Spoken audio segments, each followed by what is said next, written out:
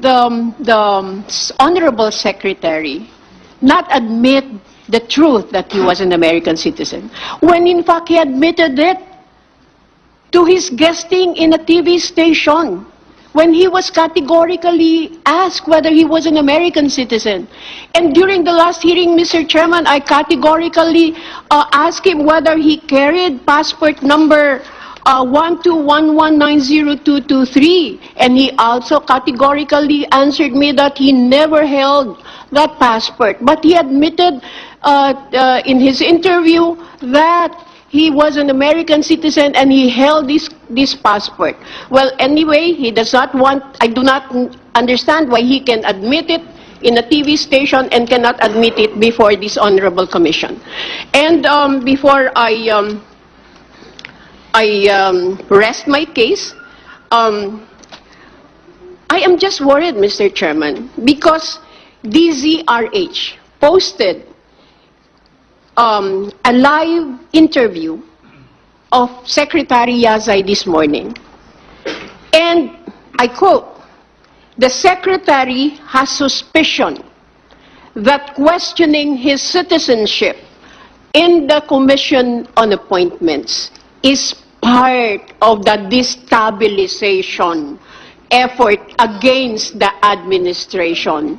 It pains me, Mr. Chairman, that anything and everything that cannot be answered will be attributed to the destabilization plot.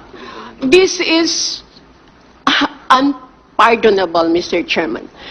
The actuation of the Honorable Secretary, at the very least, is contemptuous of this commission.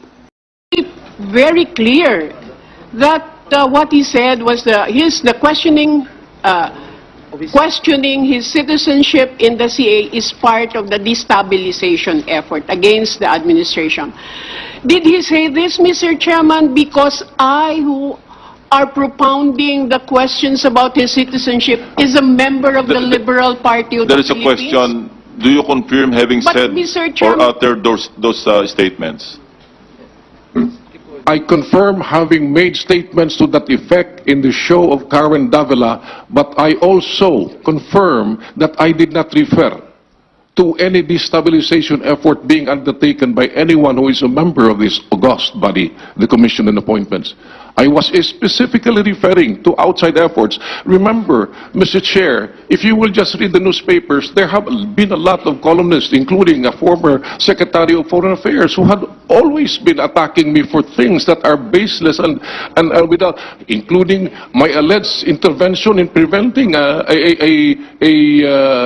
ambassador from sitting as ambassador in the United Kingdom. But this is precisely because they were saying these things as an effort to show that I am incompetent, that I am disqualified, as a ploy to embarrass. But never did I make that reference that it was anybody. And if I did, if this is the impression that I committed, ma'am, I apologize. God is my witness. My heart is open. I never said this. And I apologize very sincerely if I hurt you on this, because it has never been my intention to do so. And I hope God would enlighten you to tell the truth before this committee. And I would like to tell you, Mr. Secretary, that the loyalty to my party stops when my loyalty to my country begins. Mr. President, Mr. Chairman. Senator Pangilinan. Yes, Mr. Chairman, we'd like to just interject that, well, this representation is the President of the Liberal Party, and we categorically deny. For, as I've said in the last hearing, when I applied for U.S. citizenship, naturalization as U.S. citizen before 1986, the hope for all of those in exile in the United States as Filipinos had been snuffed out by the assassination of Senator Benigno Aquino. We were active in the movement for Free Philippines at the time, and that was the lowest point in our life, as I said. When I applied, that application was never acted upon. In 1986, even before that application was acted upon, particularly in February 22 of 1986, people power came about. And on that basis, thereafter, 3 days after, I returned to the Philippines, and I looked at the conditions in the Philippines, and I said to myself, no, I will now return to the Philippines as I pledged. During that time when I entered the United States, I was only going to come back if President Marcos would no longer be in the Philippines, or if martial law would have been completely dismantled. When I came back, however, I was faced with this the grant of my United States citizen. So I took my oath. I got the certificate of naturalization, but at that time, I already made up my mind precisely to go home on the basis of changed conditions in the country. So that 3 months after I took that oath, I immediately returned and abandoned that residency.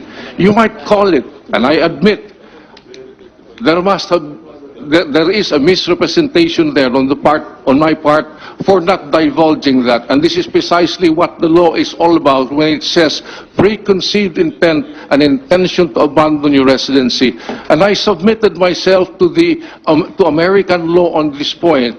But rather than be subject to denaturalization proceedings and try to contest that, I precisely voluntarily admitted that I was not qualified on the basis of that law. And that explains why I had that preconceived intent and that disqualification that retroacted up to the time that I applied and was granted for that citizenship void ab initio. Mr. Chairman, you know, Motion that the Commission confirm the ad interim appointment of J. Francis Galino Alcantara as Foreign Service Officer Class 2 in the Department of Foreign Affairs. Is there any objection? Hearing none, the motion is approved. Ms. Christine Margaret Mendiola Malang as Foreign Service Officer Class 2. She is presently posted at the Philippine Embassy in Tokyo, Japan. I so move, Mr. Chairman. There is a motion that the Commission confirm the ad interim appointment of Christine Margaret Mendiola Malang as Foreign Service Officer Class 2 in the Department of Foreign Affairs. Is there any objection? There being none, the motion is approved. Ms. Ana Marie Cano Santos as Foreign Service Officer Class 2, posted at the Philippine Embassy in Bangkok, Thailand. I so move, Mr. Chairman. There is a motion that the Commission confirm the ad interim appointment of Ana Marie Cano Santos as Foreign Service Officer Class 2 in the Department of Foreign Affairs. Is there any objection? There being none, the motion is approved. Finally, Mr. John Francis Solano Herrera as Foreign Service Officer Class 2, currently posted at the Philippine Embassy in Kuala Lumpur, Malaysia. I so move, Mr. Chairman. There is a motion that the Commission confirm the ad interim appointment of John Francis Solano Herrera as Foreign Service Officer Class 2 in the Department of Foreign Affairs. Any objection? Hearing none, the motion is approved. Thank you, Mr. Chairman. Thank you, Senator Lacson. Majority Leader? Yes, next will be the report of your Committee on Foreign Affairs on the ad interim appointment of Mr. Perfecto Rivas Yasay as Secretary of the Department of Foreign Affairs. I move that we recognize again Senator Panfilo Lacson. Is there any objection? Hearing none, Senator Lacson is recognized. Mr. Chairman, this representation as Chairman of the Committee on Foreign Affairs presided over 2 public hearings on February 22 and March 8, 2017 to deliberate on the ad interim appointment of Department of Foreign Affairs Secretary-designate Perfecto Rivas Yasay Jr., which was submitted to the committee's jurisdiction for its consideration. In the short course of time since the appointment of Secretary Yasay, various compelling issues have been leveled at him in magnified proportions, all considerably relevant and pertinent to the deliberation of his fitness and qualification as the Foreign Affairs Secretary. The following are matters at hand. Number 1, whether or not his U.S. citizenship granted in November 1986 was revoked through the affidavit he executed in 1993, where he elaborated circumstances that made him ineligible for and disqualified from having U.S. citizenship. Number 2, whether or not he has fully exercised his right of renunciation and thereafter formally reacquired his Filipino citizenship.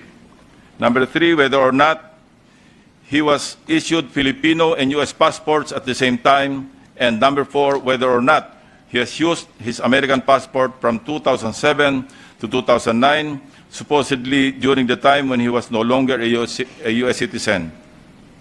While this representation subscribes to the view that the Commission's public hearing is not the ultimate forum to determine Attorney Yasay's nationality and or citizenship, it cannot be denied that the Commission on Appointments is also a proper forum to determine his qualifications and fitness as Secretary of the Department of Foreign Affairs. Let this be a reminder to everyone present in this hall that by definition, an oath is a solemn declaration accompanied by a swearing to God and a revered person or thing that one's statement is true or that one will be bound to a promise. The person making the oath implicitly invites punishment if the statement is untrue or the promise is broken. The legal effect of an oath is to subject the person to penalties for perjury if the testimony is false. At the outset, it bears stressing that the foremost requirement to qualify for an appointed position as part of the executive department is the possession of Philippine citizenship, as stated in Section 45 of Executive Order Number 292 as amended, otherwise known as the Administrative Code of 1987, to be appointed as member of the President's official family, quote, secretaries shall be citizens of the Philippines and not less than 25 years of age, unquote. Although the Constitution has vested the President the power to appoint members of the Executive Department as a form of check and balance, it has also granted the Commission on Appointments the authority to approve or reject any appointee of the President belonging to the first level of appointment, founded on the qualification, fitness, and character of the appointee. Thus, in the exercise of the said right, the Commission has gone over the qualification and issues besetting the appointee. After careful deliberations of the foregoing circumstances, and upon a unanimous vote of 15 of its members present in a caucus held this morning, this representation, as chairman of the Committee on Foreign Affairs, hereby moves to